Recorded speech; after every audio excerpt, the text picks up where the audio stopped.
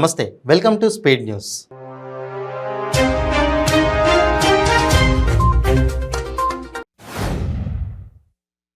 SIT తమకు ఎలాంటి సమాచారం ఇవ్వట్లేదని నాంపల్లి కోర్టులో ఈడీ పిటిషన్ దాఖలు చేసింది. ఇప్పటికే కేసు సమాచారం ఇవ్వాలని సిట్ను ఈడీ కోరింది. ఈఎస్ఐఆర్ నమోదు చేసిన తర్వాత కేసులో ఆర్థిక లావాదేవీలపై ఈడీ దృష్టి పెట్టింది. కేసులో ప్రధాన నిందితులు రాజశేఖర్, ప్రవీణ్ కస్టడీ కోరుతూ నాంపల్లి కోర్టులో పిటిషన్ వేసింది. ఈడీ దర్యాప్తునకు సిట్ సహకరించకపోవడంతో న్యాయస్థానాన్ని ఆశ్రయించింది. పలు అభివృద్ధి కార్యక్రమాల్లో పాల్గొనేందుకు జిల్లాకు వచ్చిన మంత్రి హరీష్ రావుకు వికారాబాద్ ఎమ్మెల్యే ఆనంద్, పార్టీ శ్రేణులు, కార్యకర్తలు ఘన స్వాగతం పలికారు. జిల్లా కేంద్రంలోని అనంతగిరిలో ఆయుష్ ఆసుపత్రి నిర్మాణానికి, సెంట్రల్ డ్రగ్ స్టోరేజీ నిర్మాణానికి జిల్లా మంత్రి సబితా ఇంద్రారెడ్డితో కలిసి మంత్రి హరీష్ రావు శంకుస్థాపన చేయనున్నారు. ముఖ్యమంత్రి కేసీఆర్ ప్రారంభించనున్న 125 అడుగుల భారీ అంబేద్కర్ విగ్రహ ఆవిష్కరణ సందర్భంగా దేశ నలుమూల నుండే కాకుండా ప్రపంచవ్యాప్తంగా అంబేద్కర్ వాదులు తరలి వస్తున్నారని స్థానిక ఖైరతాబాద్ ఎమ్మెల్యే దానం నాగేందర్ తెలిపారు.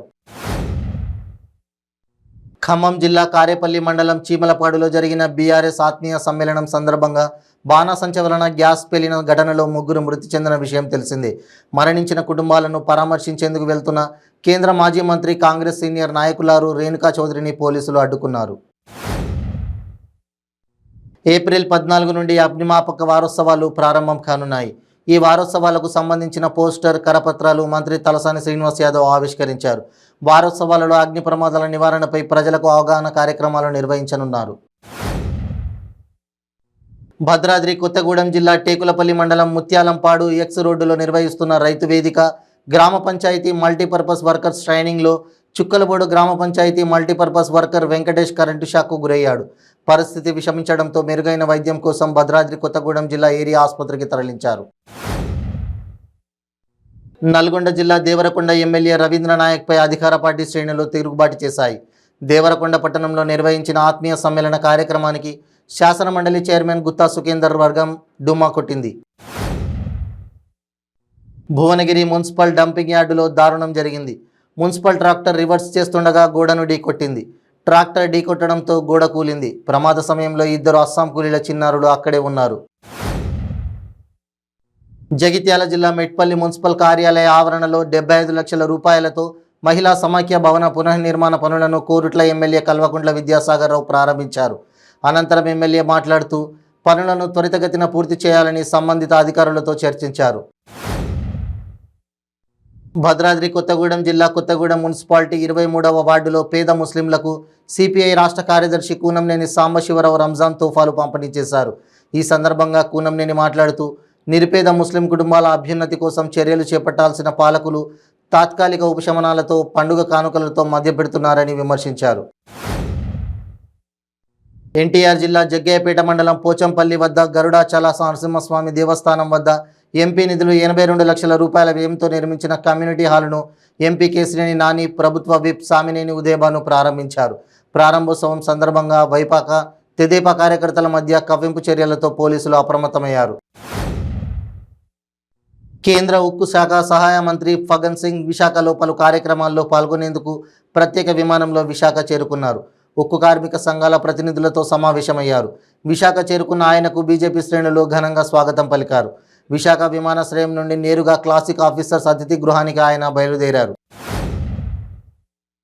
తెలంగాణ కాంగ్రెస్కు ఈ మధ్య షాకుల మీద షాకులు తగులుతున్నాయి. తాజాగా కాంగ్రెస్ పార్టీకి ఏలేటి మహేశ్వర్ రెడ్డి రాజీనామా చేశారు. షోకాజ్ నోటీసు జారీ చేయడంతో మహేశ్వర్ రెడ్డి మనస్తాపానికి గురైనట్టు తెలుస్తోంది. దాంతో తెలంగాణ బీజేపీ ఇన్ఛార్జి తరుణ్ చుగ్ సమక్షంలో ఆయన బీజేపీ తీర్థం పుచ్చుకున్నారు.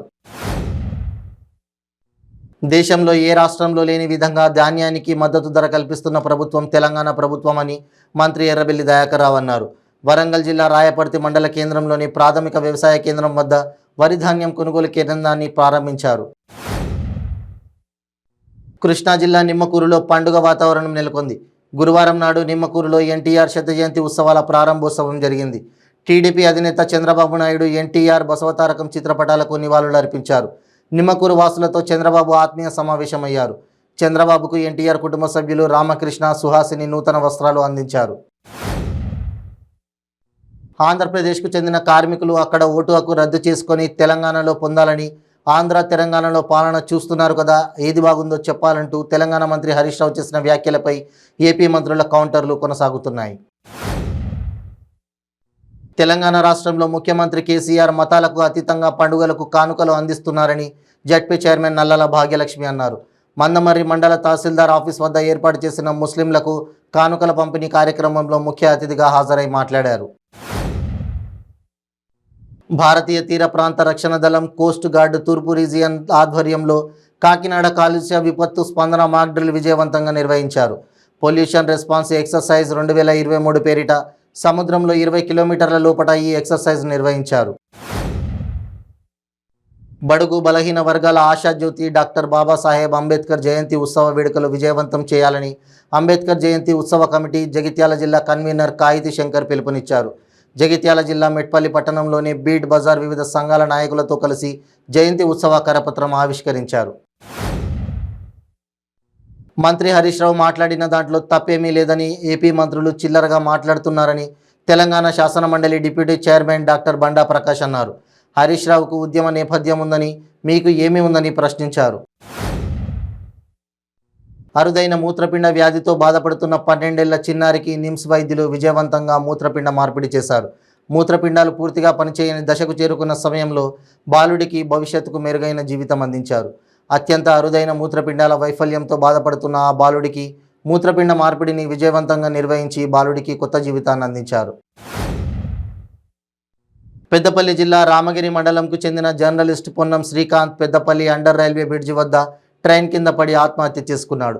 గత కొంతకాలంగా ఒక దినపత్రికలో పనిచేస్తున్న శ్రీకాంత్ జర్నలిజం వృత్తిలో కొందరు వ్యక్తులు అడ్డు తగులుతున్నారని మానసిక ఆవేదనతో ఆత్మహత్య చేసుకున్నట్లు సమాచారం. కుల వివక్ష పోరాట సంఘం ఆధ్వర్యంలో అంబేద్కర్ జయంతి ఉత్సవాలు ఘనంగా జరుగుతున్నాయి. ఇందులో భాగంగా విశాఖ నగరంలోని అంబేద్కర్ విగ్రహం వద్ద బీజేపీ, ఆర్ఎస్ఎస్ పార్టీలకు వ్యతిరేకంగా నిరసన కార్యక్రమాలు నిర్వహిస్తున్నారు. కుల వివక్ష పోరాట సంఘం ఆధ్వర్యంలో జరిగిన నిరసన కార్యక్రమంలో బీజేపీ, ఆర్ఎస్ఎస్ అవలంబిస్తున్న కుల వివక్ష ప్రదర్శనను వినూత్నంగా నిర్వహించారు.